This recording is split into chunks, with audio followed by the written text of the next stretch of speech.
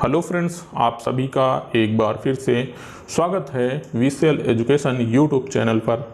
हम चल रहे थे दिल्ली सल्तनत को लेकर। दिल्ली सल्तनत में हमने अभी तक जाना गुलाम वंश। दिल्ली सल्तनत में अभी हम तक क्या जाना, गुलाम वंश के बारे में जान रहे थे और गुलाम वंश हमारा हो गया है कंप्लीट। जो लास्ट शासक, जो इम्पोर्टेंट शासक था गुलाम वंश का, वो कौन था? बलबन था। उसके बारे में हमने जो पिछला वाला वीडियो था उसमें हमने बता दिया है। उसमें हमने बताया गुलाम वंश में बलबन को बता दिया लास्ट शासक के रूप में जो इम्पोर्टेंट था। लेकिन लास्ट शासक गुलाम वंश का कौन था? क्यूमर्स था। क्यूमर्स, शमसुद्दीन क्यूमर्स। और इसका पिता कौन था? शमसुद्दीन क्यूमर्स का कैकुबाद के समय में जो सेनापति रहता है वो कौन रहता है? जलालुद्दीन खिलजी।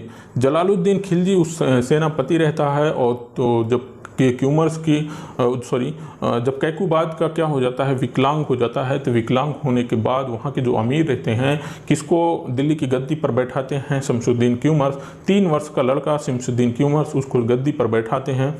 तो ये अवसर देखकर जलालुद्दीन खिलजी सेनापति रहता ही है। ये अवसर देख करके ये अटैक, मतलब ये शमसुद्दीन क्यूमर्स की क्या कर देता है? हत्या कर देता है। हत्या करने के बाद अब दिल्ली की गद्दी पर कौन बैठता है? जलालुद्दीन खिलजी। तो आज का हमारा जो सेशन होने वाला है जलालुद्दीन खिलजी के बारे में जानने की कोशिश करेंगे। मतलब आज हम खिलजी वंश की स्थापना करेंगे और जलालुद्दीन खिलजी के बारे में जानने की कोशिश करेंगे। तो चलिए अपने इस सेशन को स्टार्ट करते हैं। और स्टार्ट करने से पहले बताना चाहते हैं, यदि आपने हमारे यूट्यूब चैनल को सब्सक्राइब नहीं किया है तो जाके अभी तुरंत सब्सक्राइब करें और बेल आइकन को प्रेस करें, जिससे कि हम जब भी अपना वीडियो अपलोड करें तो आप तक पहुंचे और आप हमारे वीडियो को सबसे पहले देख सकें। तो चलिए अपने सेशन को स्टार्ट करते हैं, जलालुद्दीन खिलजी वाले सेशन को। अगर जलालुद्दीन खिलजी का जो शासनकाल की बात करें तो 1290 से 1296 तक जलालुद्दीन खिलजी का शासन रहता है। खिलजी वंश के शासनकाल की बात करें तो खिलजी वंश कब तक रहता है? 1290 से लेकर के 1320 ईस्वी तक ये रहता है। हम आज के इस वीडियो में देखने वाले हैं जलालुद्दीन खिलजी के बारे में। तो चलिए देखते हैं। अगर यहाँ बात करें जलालुद्दीन खिलजी का जो राज्याभिषेक हुआ था वो किलोखरी में हुआ था। किलोखरी क्या था? जो कैकुबाद था, कैकुबाद के द्वारा वहाँ पे बनवाया गया एक महल था किलोखरी में। वहाँ पे अपना राज्याभिषेक करवाता है कौन? जलालुद्दीन खिलजी। जलालुद्दीन खिलजी वहाँ पे अपना राज्याभिषेक करवाता है किलोखरी में और 1 वर्ष तक अपना केंद्र भी स्थापित करता है। कहाँ? किलोखरी में। 1 वर्ष के बाद वो अपना केंद्र कहाँ लेकर आता है? दिल्ली में। 1 वर्ष के बाद अपना केंद्र कहाँ लेकर आता है? दिल्ली में। लेकिन 1 वर्ष से पहले वो किलोखरी में ही अपना राज्याभिषेक करवाया और वहीं पर अपना केंद्र बनाया। और यहीं अगर बात करें तो ये कितने वर्ष का था? 70 वर्ष की उम्र थी इसकी, जलालुद्दीन खिलजी की उस समय। दिल्ली सल्तनत का फर्स्ट ऐसा शासक मिलता है जिन्होंने इसकी जो नीति थी वो दूसरों को खुश करने की इसकी नीति थी। और राज्य का जो आधार था वो क्या था? प्रजा का समर्थन प्राप्त करना इसके राज्य का आधार था, मुख्य आधार था। और जो अपने विचार को व्यक्त करता था, मतलब जो अपने विचार को कहता था वो बहुत ही स्पष्ट तरीके से करता था। ऐसा दिल्ली पर पहला शासक बनता है कौन? जलालुद्दीन खिलजी। अब खिलजी के अभियानों की बात करें तो इसका जो फर्स्ट अभियान था 1290 में कड़ामानिकपुर में अभियान करता है। वहाँ पर का जो सूबेदार रहता है मलिक छज्जू विद्रोह किया रहता है। तो वहाँ पे अपना सिक्का जारी कर देता है। सिक्का जारी करने के बाद एक खुतबा पढ़ता है। खुतबा मतलब प्रशंसा करने की रचना थी, प्रशंसात्मक रचना होती है खुतबा, उसको पढ़ता है। जलालुद्दीन खिलजी इसके विद्रोहों का दमन करता है। दमन करने के बाद अपने भतीजे अलाउद्दीन खिलजी, इसका भतीजा कौन था? जलालुद्दीन खिलजी का अलाउद्दीन खिलजी इसका भतीजा रहता है, उसको सूबेदार नियुक्त करता है। कहाँ पे? कड़ामानिकपुर का। कड़ामानिकपुर में ये क्या करता है? अपने भतीजों को क्या कर दिया? वहाँ पे नियुक्त कर दिया।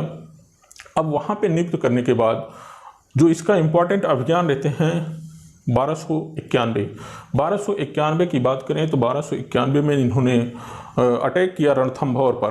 रणथंभौर पर अटैक इसका अभियान रहता है, लेकिन ये वहाँ पे सफल नहीं हो पाता। रणथंभौर पे विजय पाने के लिए ये सफल नहीं हो पाता, मतलब रणथंभौर पर इसका विजय नहीं प्राप्त होती, ये हार जाता है।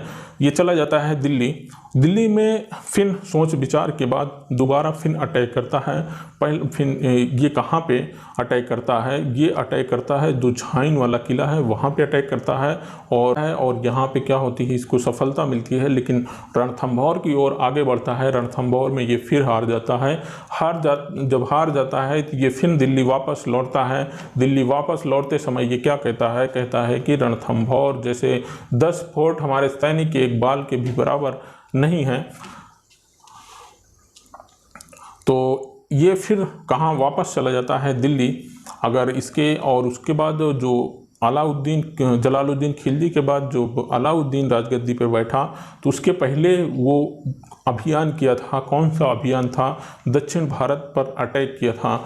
दक्षिण भारत पर अटैक कौन किया था? अलाउद्दीन खिलजी। अपने चाचा जलालुद्दीन खिलजी से आज्ञा ली। आज्ञा लेने के बाद ये दक्षिण भारत की तरफ देवगिरी और भिलसा पे इन्होंने क्या किया? अटैक किया। देवगिरी और भिलसा से इन्होंने इतनी अपार संपत्ति को वहाँ से ग्रहण किया, वहाँ से इसको बहुत ही ज़्यादा अपार संपत्ति मिली और वहाँ पे इतना लूटपाट और मारकाट मचाया इन्होंने। और फर्स्ट बार जो दक्षिण भारत की तरफ अटैक था, इस मुस्लिमों का पहली बार अटैक भी था और वहाँ पे इतनी ज़्यादा संपत्ति ये प्राप्त किया। और वहाँ से उत्कृष्ट हो करके ये जब आता है कहाँ? कड़े मानिकपुर में इसने एक साजिश रखती है, मतलब इसको और चाह हो जाती है, किसकी? धन की प्राप्ति की और चाह हो जाती है। अब और चाह होने के कारण ये क्या करता है, एक मतलब षड्यंत्र रचता है, किसको? जलालुद्दीन खिलजी को मारने के लिए।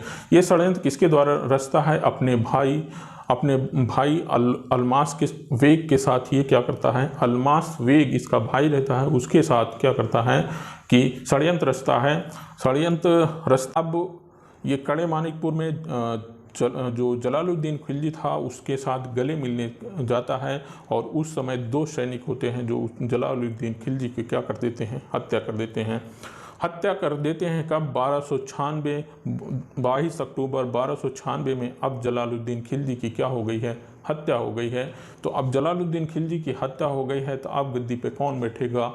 अलाउद्दीन खिलजी, AK खिलजी अब बैठेगा दिल्ली की गद्दी पर। तो चलिए गाइज, इस वीडियो में हम इतना ही देखेंगे। जलालुद्दीन खिलजी के बारे में हम बात कर रहे थे, तो जलालुद्दीन खिलजी के जो भी चीज़ें थी हमने इसमें देख लिया। हाँ, और थोड़ा उसकी उपाधि की बात कर लें। जो कैकुबाद ने जलालुद्दीन खिलजी के उपाधि दी थी, वो आरिज-ए-मुमलिकात की उपाधि दी थी। तो आरिज-ए-मुमलिकात की उपाधि किसने दी थी? कैकुबाद ने दी थी। अच्छा, साम्राज्य का विस्तार करने का जो इम्पोर्टेंट रोल खिलजी वंश में था वो किसका था? वो जलालुद्दीन खिलजी का ही था। सेशन में आपको जो भी जलालुद्दीन खिलजी से जो भी इम्पोर्टेंट चीज़ें हैं, आपको इम्पोर्टेंट चीज़ें इस वीडियो के नीचे एक डिस्क्रिप्शन बॉक्स को खोलेंगे तो वहाँ पे एक लिंक मिलेगा vcleducationblog.com। वहाँ के पे लिंक को क्लिक करेंगे तो वहाँ पे आपको एक PDF के रूप में मिलेगा जलालुद्दीन खिलजी, मतलब खिलजी वंश से जलालुद्दीन खिलजी के बारे में जो इम्पोर्टेंट चीज़ें थी उसको मिलेगा, जो आपके एग्ज़ाम की दृष्टि से बहुत ही महत्वपूर्ण रहेगा। बहुत ही छोटा चीज़ रखा गया है, छोटे ही चीज़ को आप पढ़ लेंगे। आप नोट्स बनाना चाहते हैं उसके द्वारा बना सकते हैं, मतलब कि बहुत ही शार्ट चीज़ें रखी गई हैं। सही था। तो चलिए, इस वीडियो में इतना ही हम जानने की कोशिश करेंगे। अगला वीडियो जो होगा हमारा 1296 से 1316 ईस्वी तक किसका शासनकाल रहता है? अलाउद्दीन खिलजी का रहता है, उसके बारे में जानने की कोशिश करेंगे। और वो भी बहुत ही इम्पोर्टेंट रूलर रहता है किसका? खिलजी वंश का। तो उसमें बहुत ही ज़्यादा ब्रॉड है, उसको देखने की कोशिश करेंगे। तो चलिए गाइस, इस वीडियो में इतना ही। अगले वीडियो में फिर मिलते हैं, तब तक के लिए